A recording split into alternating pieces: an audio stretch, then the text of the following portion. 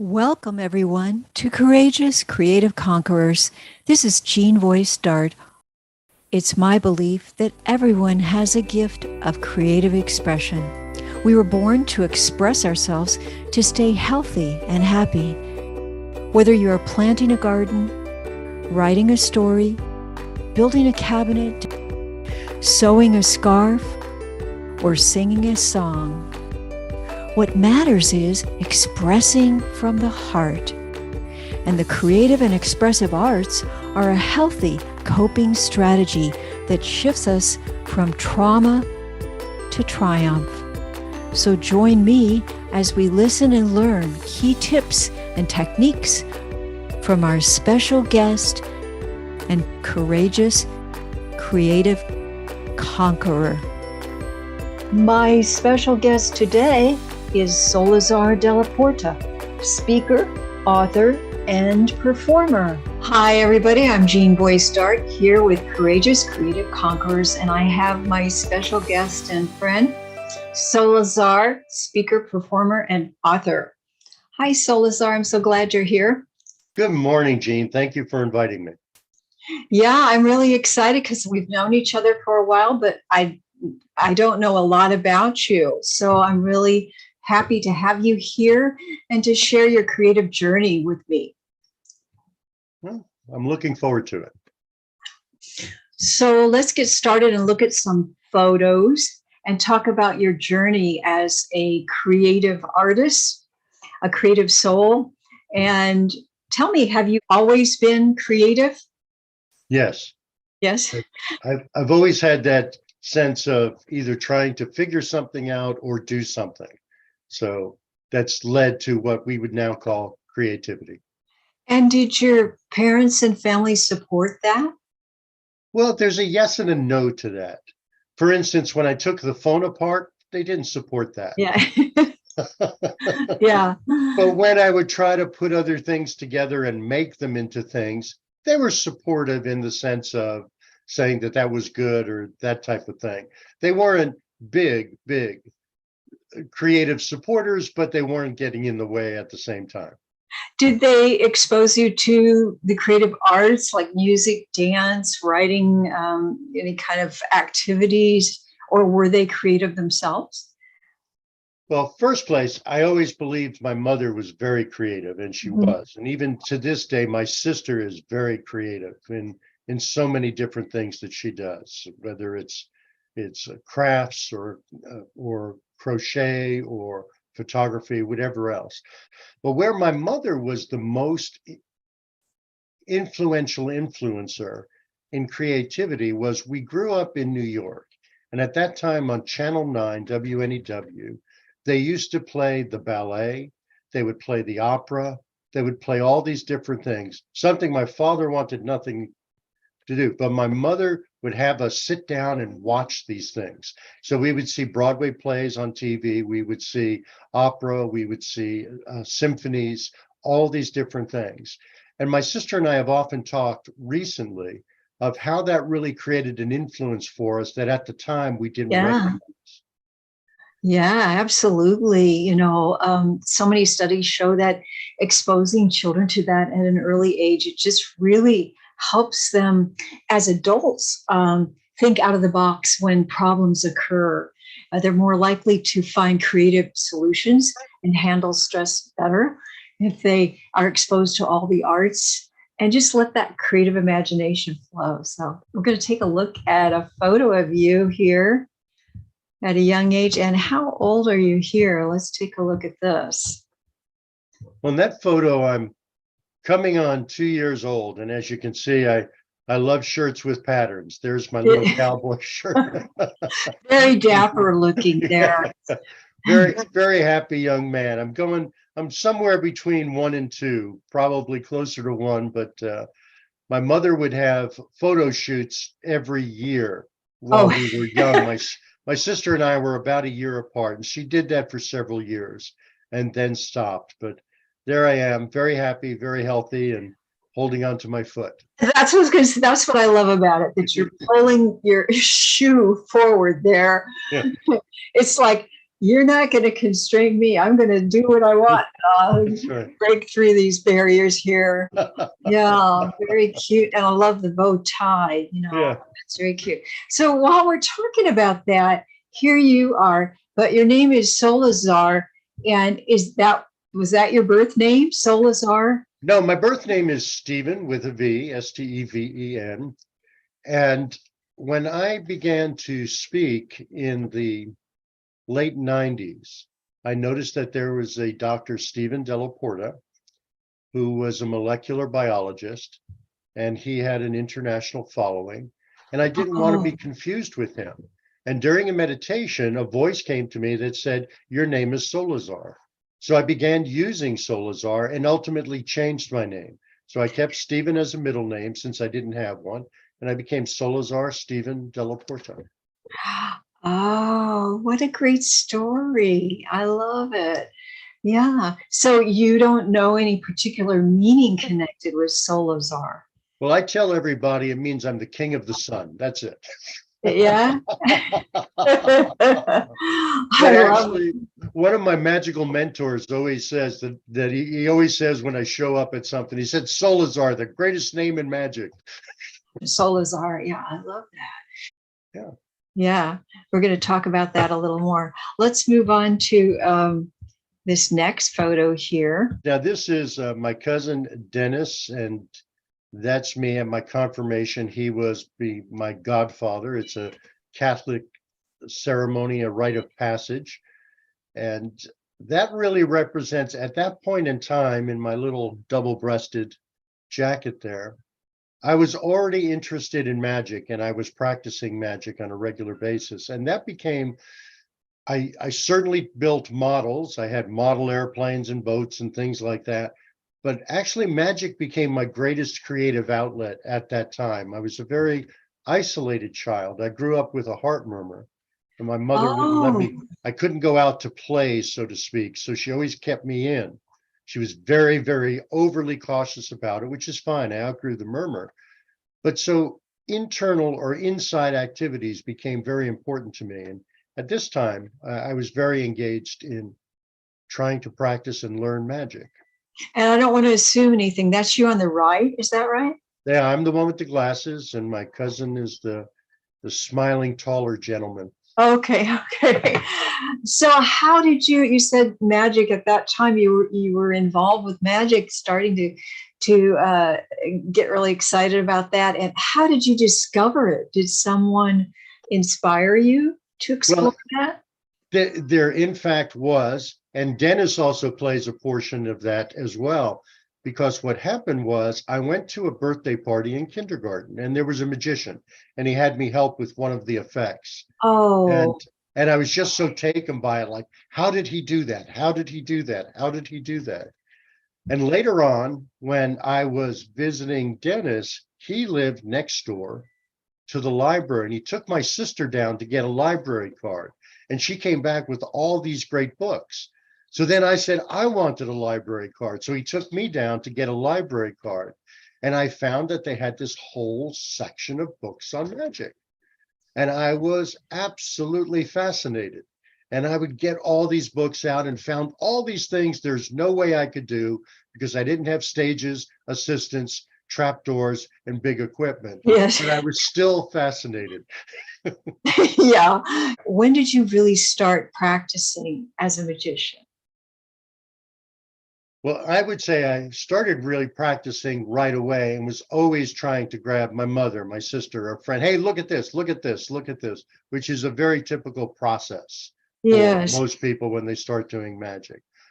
I probably in my early teens, in like around 12 or 13, I began actually performing what I would call shows for people, Yes. more structured performances. And then I was also fortunate, a picture I didn't send you was I found that there was a very notable local magician in my area. And I wrote to him and met up with him, and Oh, wow. he took me in and mentored me. So from an early age, I was very fortunate to find mentors along the way. Do you describe yourself as fearless? I have an affirmation every day saying I'm fearless in the face of all challenges. But the truth is, I always consider myself less than fearless. There's Yes. a part of me that always doubts my fearlessness, but I have a tendency to step in where lions fear to tread. Yes. Okay. So, I have this way behind me, courageous creative conquerors. And so how would you define courageous and creative, a courageous creative conqueror? Well, I'll start with courageous. I think courageous is doing anything that scares you. Mm-hmm. If you're willing to do it, and that's why I said I always consider myself a little less than fearless. Doesn't mean I'm not afraid, but Yeah. I do it. And I think courageous is doing the thing that scares you, that makes you feel a little uncertain, a little anxious, and maybe even a little afraid, but being willing to do it to find out what the result is. And I think creative is almost over identified in people's minds as if I have to do something a certain way. And I always tell people is, well, I don't know, do you ever alter a recipe when you make dinner? Do you try to make your own flavor profiles in something you're making? Do Mm-hmm. you color with a different color? I mean, every little thing that we do that's our own way of putting our imprint on it, to me, is creative. And so, Yes. and I think being willing to do the things that are more about us and identify us make us that courageous creative conqueror. Oh, that just touches my heart. Yeah, creativity for me is huge. I mean, it's the definition is really big, and people might think, "Oh, well, I'm not creative. I don't draw. I don't sing." No, no, no, no. We're just talking about out of the box thinking and allowing that to happen, not being boxed in by habits and what others do. Something might arise, like my husband and I, when we put a new uh, we added on to our breezeway, and we're trying to build a stairway out to the backyard. And we had to fit within guidelines, codes. And we had a certain way that you're supposed to turn it.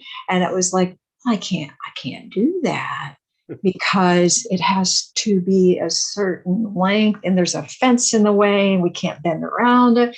And so I said, oh, how about if we just start building the stairs inside the breeze? We're up, it's up a higher level, building the stairs inside and then coming down to that level before we even get to the door out and then going down, and it just made all the difference. And he was like, how did you think of that? It's just that out of the box. Well, it can't, I think it's believing that we can do it Yeah. because the vision was given and there is a way. Yes. Believing in that dream, that imagination or vision, and finding a way. And you did that as a young magician. You reached out to someone locally, someone who was known in the community, and you said, well, okay, and I'm going to do this, and I don't have the equipment, and I'm going to do this. Let's look a little bit more at your life and some of your photos here. And here you are. What is happening here? And who are these wonderful people with you? Well, on the left is my mother, and on the right is my sister. And that's me in the middle by the Iwo Jima Memorial at Paris Island, South Carolina. That's my graduation day from Marine Corps boot camp. So, in between that confirmation period and my teenage years with Clayton Rawson, who was my magical mentor, known as the Great Merlini, I actually lived on the streets for a while. And then I returned home after several years of living on the streets. And when I returned home, I actually ended up enlisting in the Marine Corps.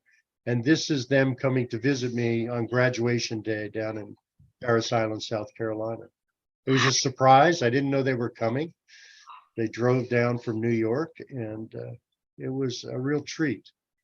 What a happy day. That's a great photo and a great life moment there for you. Now, you said you lived on the streets.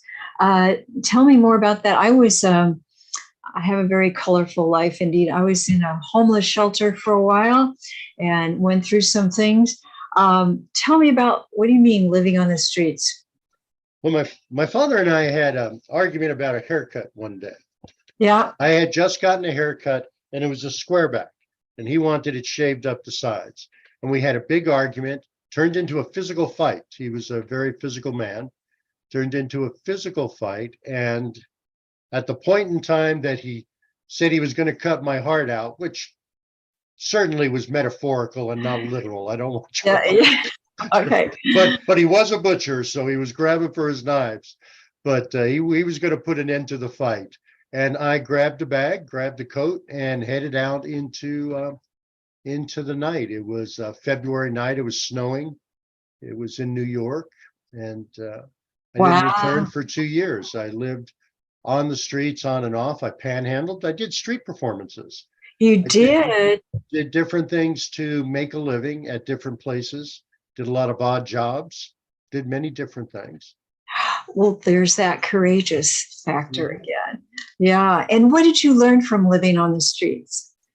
I learned a lot more self-reliance. Mhm. I also learned that if I wanted to do it, similar to what you discussed with the stairs, I could find a way to do it. Mhm. I didn't have to be hampered or hemmed in about things being a certain way. So, Yeah. Yeah. a funny thing, I just share this, is that in New York State, they have what's known as, I don't know if they still do, had regents exams. So certain subjects at the end of the year, there was a state issued exam that had to be taken.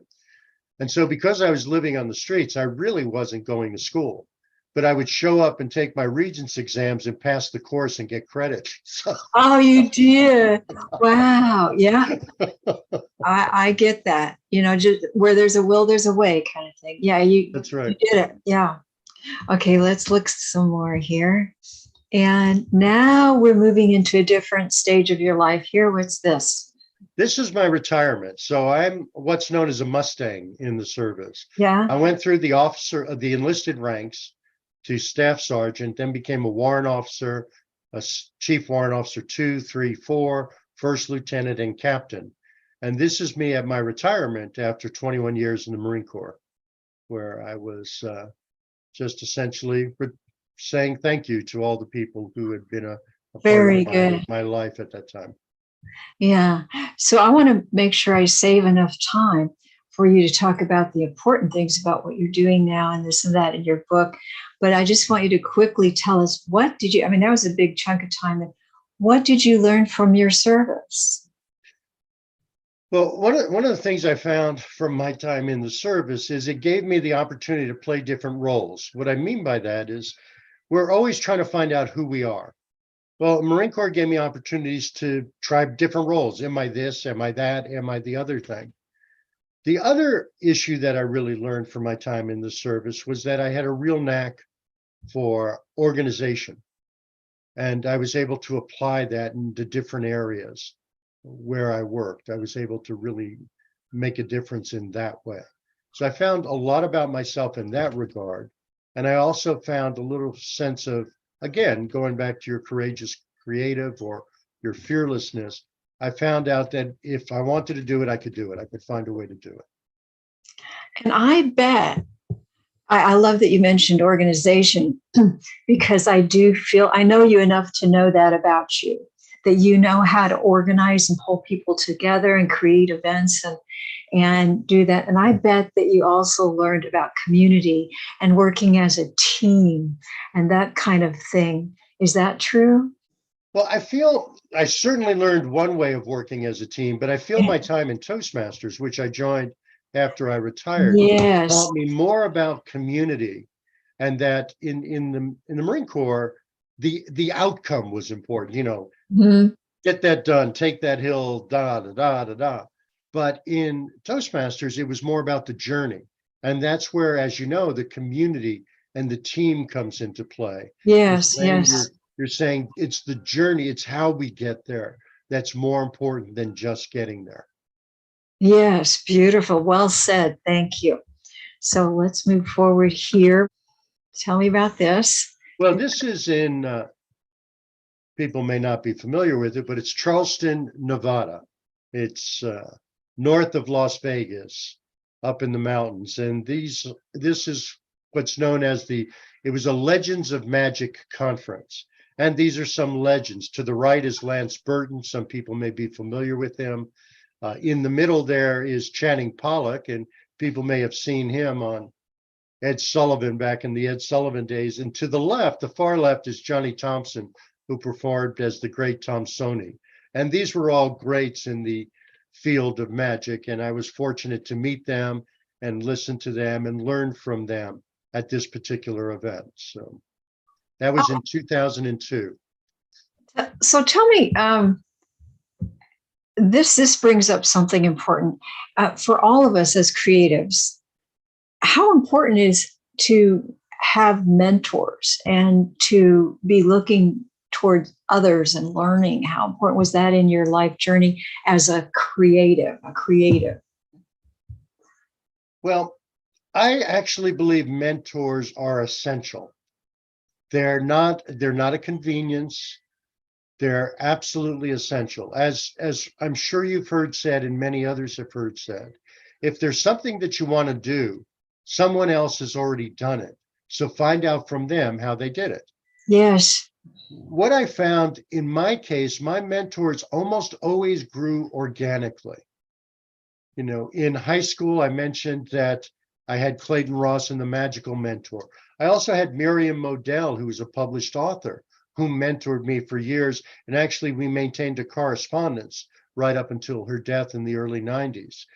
But I found that mentors are best if they're organic, if they grow out of it. Now, not shown in that picture is my mentor who put that together by the name of Jeff McBride. And he and I are we're close, considering we're not at the same level professionally. I mean, he's a high-end international professional. I'm not. Yeah. But we're very, very close, and we have communication and guidance about different things. I share with him, he shares with me. He loves the way I approach different things and will often ask my opinion.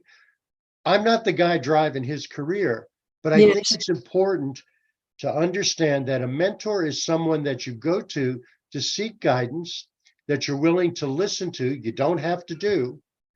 You're willing to listen to. And then there's a premise in Marine Corps leadership that I believe to this day. And they said, today the teacher teaches the student. Tomorrow the student teaches the teacher. Oh, I love it. Me, that's the mentoring process. Yeah, absolutely. And this person, John Stetson, yeah. Why is he important to you? Well, John Stetson is another mentor of mine. He's pretty much a master mentalist and mind reader. He's probably the most prominent in the United States, if not the world. Mm-hmm. And he and I created a connection before COVID. And this was me at a workshop in Vegas before COVID with him when we first met face to face. And we're still very much in contact today. So it was a true gift and honor to meet him. And there you are. Tell us about this. This is the Creative Magic presentation. Yeah, that was at Chomp. Every year they would have a presentation of something, and I was asked to come and do a presentation on creativity, and I call it creative magic. And so certainly everything I did has an element of magic. And there I was just performing that. And that was one of the shots. I had just taken that volleyball out of that briefcase that's sitting on the table, which is the idea that we have more inside of us than we think we do. You know, Wonderful. We're going to go a little more quickly here. Yeah, I'm sorry. It's another one. Is Sister Josepha. And I use Sister Josepha to talk about that inner voice, our id, our inner critic. Sister Josepha was actually my fourth grade teacher. Oh. She was about 5 feet tall, and she towered over all of us. And I used the punching thing to talk about how I planted her in the garden of my mind. I watered her and placed a lot of manure. And she grew into this voice that would keep me from doing things, because said, you're not quick enough, you're not smart enough, you're not tall enough, you're not good enough. And she's just a voice. She has nothing to do with the choice that I need to make, and she's only a part of the picture. So I use her to illustrate that. Oh, what a great visual. I love it. And it's so funny and fun and helps us laugh at what we do. Yeah, thank you. And there's another, oh, look at that. Hot ideas. Yeah, Yeah. yeah, I use that. That's my fire book, and I use that usually to share that I have a few hot ideas, and it's attention getter. It's Mhm. meant to be. I use a lot of things for quick attention as opposed to long, drawn out. So this was a presentation on leadership magic, and I use that at the beginning to say I'm going to share some hot ideas about leadership. Yes, and that's the name of your book, Leadership Magic. Yes, it is. Yes, very good. We're going to talk more about that in a minute here. And oh, and this is how I know you well too on radio. Tell us about that. Well, certainly I was on radio for 11 years, and what happened is at one point the owner of the particular station was moving and selling out, and he was going to turn it into a podcast station. So I purchased it from him. And so for several years I ran it as a podcast network. So this is me behind the master board actually doing a show at it when it was a podcast network, but it was the same studio where I did all my radio shows. And so that was it. And I loved that. It gave me an opportunity to explore, to meet a lot of different people, to get to know different ways of Yes. thinking that I hadn't been introduced to before. Now that's what I'm talking about. That's what I'm talking about. You and I have that in common. This Yeah. community thing. I know that you like that. I know you have a talent for that. And the radio is that, interviewing people and podcasting. Yeah. And you have that sense of, I think it's the love for community, love for just people, enjoying talking and chatting with people and learning about them. And maybe that's where the mentorship comes into, just that respect that everyone has something to offer. There's always a moment for learning and receiving. And so you're very good at that. Well, thank you. Yeah. So there can be a person that you don't like the look of, but when you sit down and talk to them, you suddenly find out you're really connected. There we tend to judge people until we speak with them.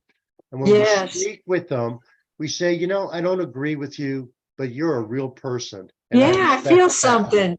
I feel something from you. You're a good Yeah. person. I don't agree with anything you're saying, but yeah. And here's your book. So tell me about that leadership magic. Now, is this more about leadership or more about magic or what? Tell us about the premise of this book and why did you write it? What motivated you to write this?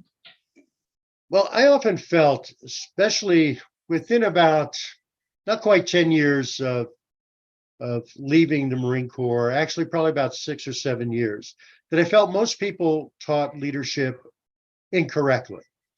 Boy, talk about a judgmental statement there. But the reason I felt that is because they were always talking about traits. Well, a leader had to be this, and a leader has to do this, and a leader must be like this. And I felt that leadership was all about, very much as you shared earlier, the Mm-hmm. expression of who we are in the world. Leadership is not a title. It's not a reserved parking space or a corner office. It's who we are in the world and what's the best reflection of who we are in the world. So I also approached Jeff McBride, which you notice it says with contribution of Jeff McBride. You don't have to go back to the picture. And that's the trickster to sage. He has an archetype that he uses in his teachings to other magicians. And that we start out as the trickster, where we're doing all kinds of different things and saying, oh, look at this thing. That's pretty. Or look at this. And we're doing all these different things. Then we become a sorcerer. We start saying, this is more like me. This is the type of magic I want to do. And then we become reflective. And that's when we become an oracle. And we're looking back at what we were doing and what we learned. And ultimately, we all become a sage where we're sharing and giving back. And that's the mentoring process. So I used, with Jeff's permission, trickster oracle sorcerers, a trickster sorcerer oracle sage as our growth journey of being a leader. When, like I went through my Marine Corps years of trying different personas. This is my persona. This is it. Do this, do that. And then we shift into a sorcerer, which says, this is more the persona of who I am. then the oracle of looking back and saying, I could have adjusted or adapted or do this differently, and I will now. And then the sage of sharing it with others. And so my book, Leadership Magic, is that one, all of us are leaders, period. Period. We don't have to be in charge of anyone. We don't have to tell anyone what to do. We're all leaders. And leadership is about the best expression of ourselves into the world in situations and circumstances. That makes me cry. Yes, yes, I agree with that 1,000%. Everything I've done in life, rightly or wrongly, I did based on my own choices. And not all of them have been good, but Yeah. still, I did them based on my own choices. And the best learning, we say in Toastmasters is where you come to speak and fail, because through our failures, we learn how to do things better. So Absolutely. be willing to make that mistake. Yes, and our weaknesses are our biggest strengths. I find, when we allow ourselves to be vulnerable and talk and laugh about our weaknesses, oh boy, people so much connect with that. And we become so much stronger and more powerful because that's what people are looking for. So don't hide your faults, your falls, and your faults. Bring them to the surface and share them and move forward with no worries about falling down, because it just makes it more fun later when you share it, Absolutely. Yeah. Thank you so much. This has been just a delightful interview with you, and I've learned so much more about you, and I love you even more. Yes, and I hope we stay in touch and learn more from one another still in the future ahead. Is there any last thing you want to say before I sign off here? Well, I want to thank you for doing this and for what you bring to the community, because with your big open heart, you've always brought a lot to the community and tried to share and connect people. And that's a wonderful gift that you do. So thank you. Thank you and bless you for that. Thank you so much. And thank you. And thank all of you for coming and watching, and we'll see you next time. Bye, everybody. To see more Courageous Creative Conquerors videos, join the weekly creative community calls, or learn more about private sessions, visit jeanvoicedart.com.